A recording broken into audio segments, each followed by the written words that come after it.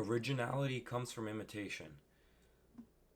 So this is like my 900th millionth damn take of this, so I'm just going to say this at a very bare bone, simple way that I think everyone will be able to understand. Now, if you clicked on this video, you're probably either like, what is this guy rambling about? Originality comes from imitation, like some deep ass philosophical title. What is he talking about? Or you genuinely are struggling with originality, okay? And you are looking for help. The first thing you have to do is understand that statement itself, okay? So, originality comes from imitation. If I'm trying to be different, Alex, if I'm trying to be different, why would my first instinct be to be the same as someone else or to copy others? As contradictory as it might sound, it's essential and it's necessary. And here's why. As creatives, we get a lot of ideas. We get visions, okay?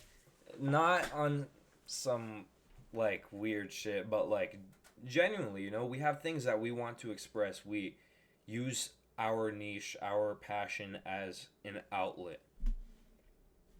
So it can be really frustrating when you have a lot of ideas or things that are really cool and good that you just want to get out, but you can't. You don't have the tools, okay? You don't have the toolbox you need. That just happened to be on here, a little thing full of things. You don't have the tools. So how do we get the tools? How do we get the tools?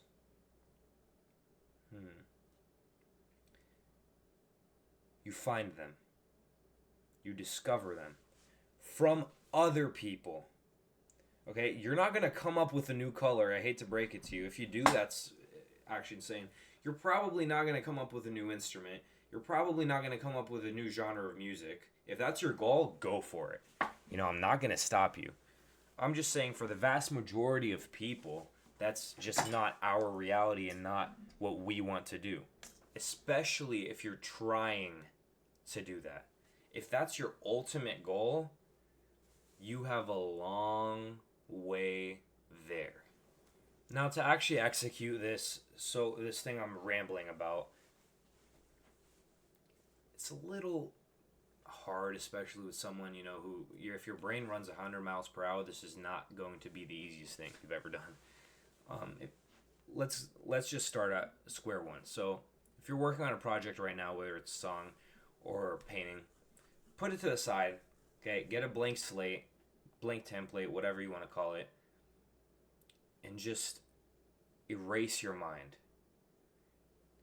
Eliminate all distractions and just, stare at a wall for a little bit.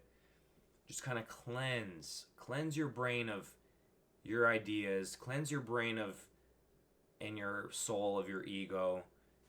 Just be a blank slate. You just want to be blank. The reason being, if you go into this process thinking that you already know all this stuff, or that you're closed off, that's where the ego would come in, that you're closed off to this new genre of music or this style of dancing or this weird art style that I don't like,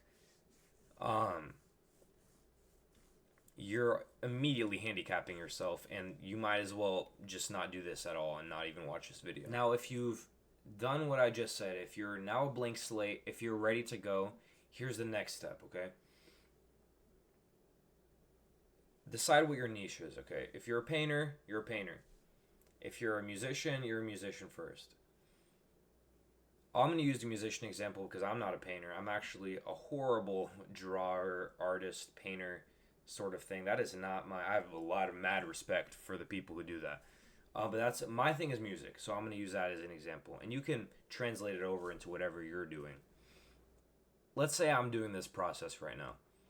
And I do this every time I get a creative block, so you can do it too. I'm going to go and find one of my favorite artists, okay? I'm really into jazz. So I'm going to use Miles Davis as an example. If you're into music and you don't know who Miles Davis is, tap in, bro. Tap in. I'll put you on right here. There we go. Easy couple albums to listen to. Anyways, I digress. I'm gonna go listen to Miles Davis like I've never heard him before. Okay, I'm gonna go in like I'm on my commute to work, and I really want to listen to some new music. I'm gonna pick either an album I know, or ideally something you haven't seen before or heard. So I'm gonna go and listen to it. I'm a blank slate. I'm chilling. I'm just like an average listener. I'm just an average Joe Schmo. I'm just gonna listen to this, and I'm gonna take it at face value. No details, no analyzation, nothing yet. This is some really banging music. I'm really loving this.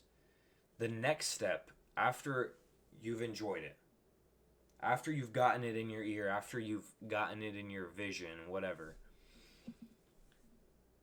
now we analyze. Now we kind of tear apart the details. Now this is the time where we listen to the song 5 gajillion times, or the album 5 million times, okay? We study.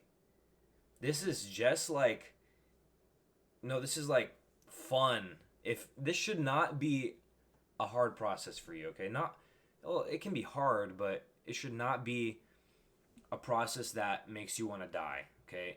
You should like it if you enjoy the art. So yeah, we're tearing apart the details now, and we're really diving into this. We're, picking everything apart, and we're seeing the things we like and we don't like. There's going to be things that we do like and what we don't like, even from our favorite artists. Now is the fun part. We get to recreate. We get to redo. We get to imitate, copy, steal. Okay, it's easy, but it can also be fun to do something that's familiar. In my case, I'm going to get out my saxophone or my guitar, and I'm going to transcribe a Miles Davis solo.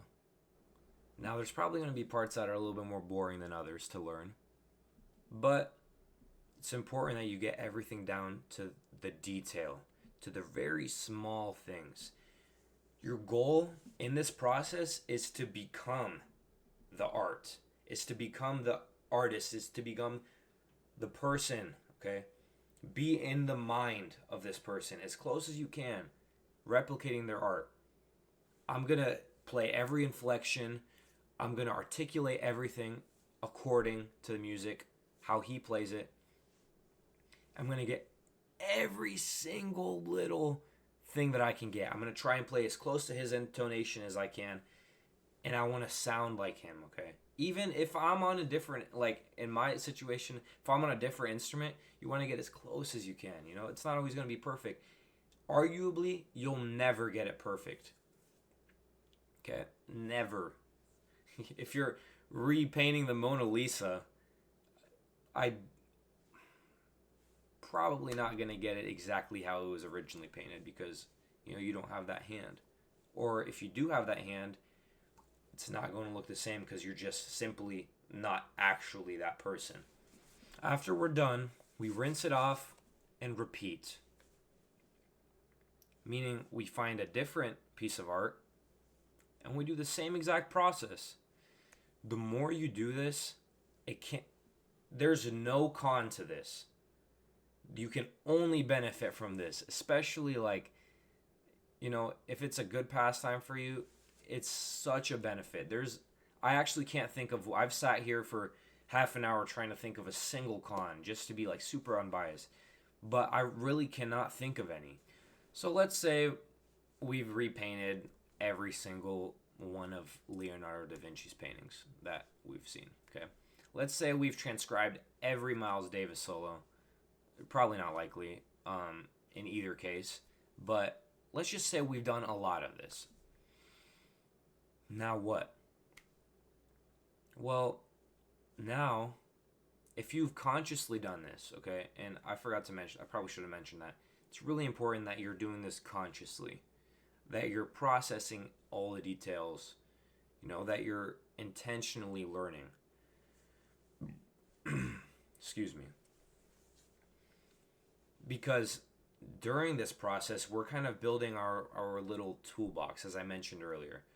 we're kind of, getting our little toolbox, and we're picking tools, from here and there, and little details that we like from this solo. I like this from this Miles Davis solo, and I like this from this John Coltrane solo, or I like this from this Michelangelo painting, and I kind of like this part or this aspect of Picasso.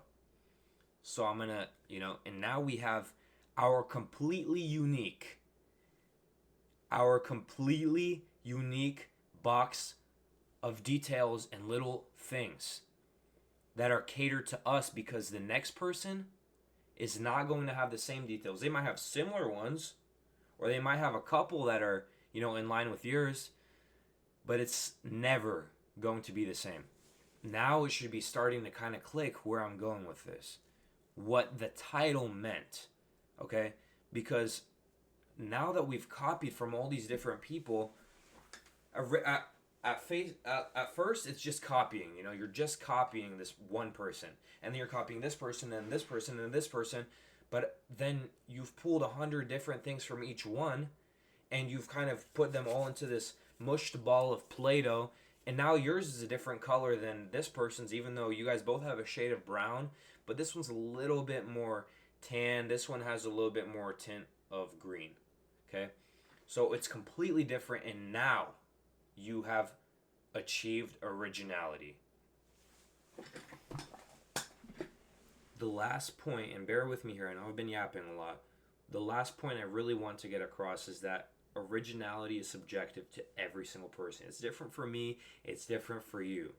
Meaning, if I discover something new, okay? If I discover this new sound that I like, or this new chord progression that I'm really in love with, and I start to mess around with it, and I start to put in my music, you might hear it and be like, dude, I've heard that all my life. Like, that's nothing special. That's nothing different. But then you make some music, and you like a certain style or something, and you're like, I came up with this. I've never heard country, EDM, hip-hop, jazz fusion. I'm like, dude, I listened to that growing up. Like, come on. Like, grow up, move on to something else. You see where I'm going with this? Like, originality is going to be different for each and every person, and originality should only be important to you. There were people that walked, so us now in 2025 could run. Okay? I don't have to invent the clarinet or the saxophone or the guitar, because someone already did for me, and somebody already took the time to discover all the notes. That we have to kind of go back to our roots, go back to where our art came from, and back to the basics. Relearn the basics every time you're stuck. Ground yourself. Only will do you good. Don't get too cold. Don't get too cool. Don't get too chilly, or you might freeze. I've laid out the ground for you. All you have to do is go and do it. Good luck.